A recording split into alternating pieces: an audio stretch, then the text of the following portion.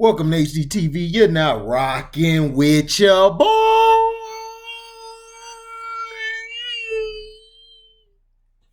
Hit a high note on you knuckles. Now, we all love Russell Wilson. Russell Wilson, since he came in the league, has been dynamic. His first year, he proved that he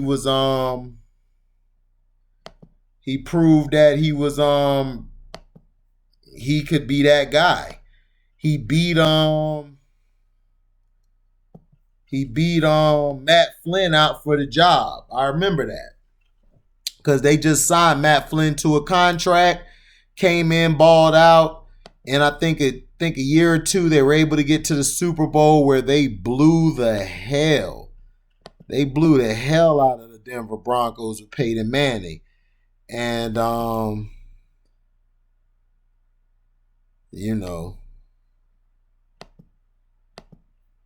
it's from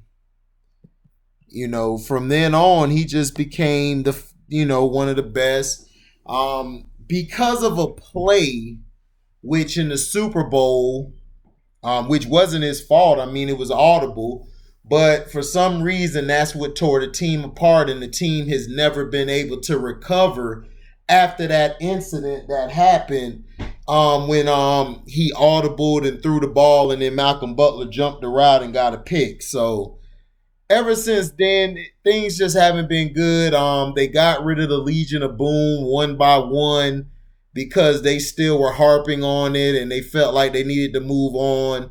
They basically gave Russell weapons, finally giving him DK Metcalf. But here's the interesting thing that I just want to ask people. Is this Russell Wilson talking, or is it his wife talking? And what I mean by that is Russell Wilson, with these quarterbacks, and I love them because they're black quarterbacks, they have to understand that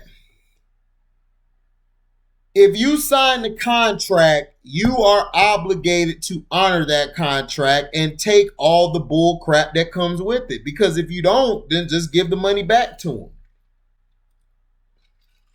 him.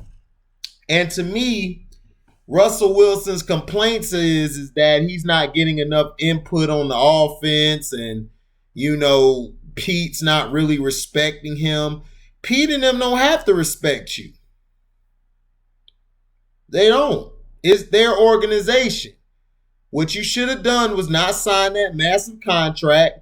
You should have waited and you should have hit the open market. It's the same with Deshaun Watson. You guys should have hit the open market. Now that y'all got y'all money, y'all feel like, oh, well, I ought to be respected more. You're not going to get respected. You're black. I don't care how good Ciara putting it on you, how she dropping it like it's hot on you. You're still a quarterback of the Seattle Seahawks, and you are owned by them, a team that's owned by not owned, but a part of the NFL. So I understand.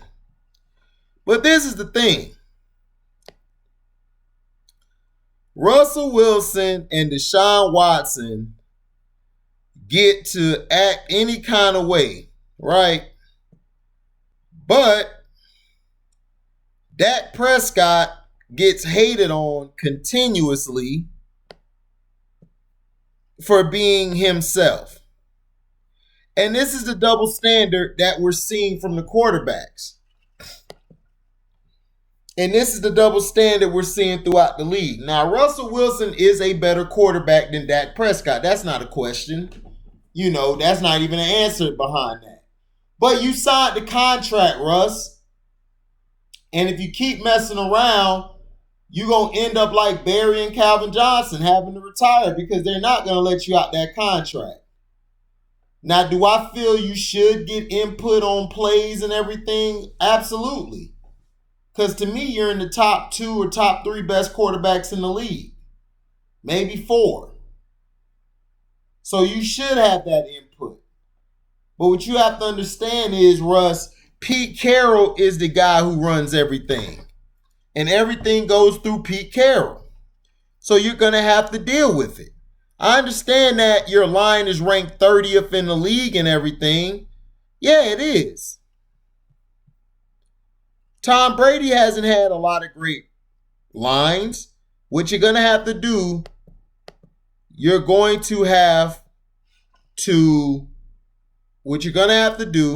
and this is all love. This is tough love. What you're going to have to do is adjust your game. You may have to learn how to throw from the pocket a little more. That's the truth. Because they never give the black man what we want. And they don't. But you knew this line was trash, Russ. You knew this line was trash. But you signed the contract like a dumbass. You and Deshaun Watson signed this contract. You knew damn well the line is trash. You could have waited to go somewhere because word has it the Browns was they were gonna trade you to Cleveland for Baker. But Cleveland didn't want to do it because, they got to have their great white hope, who to me is overrated, but that's who they love. But you knew this organization is not going to give you a line. You should have waited and you should have hit the market. But that's just how it is. You got to take the good with the bad.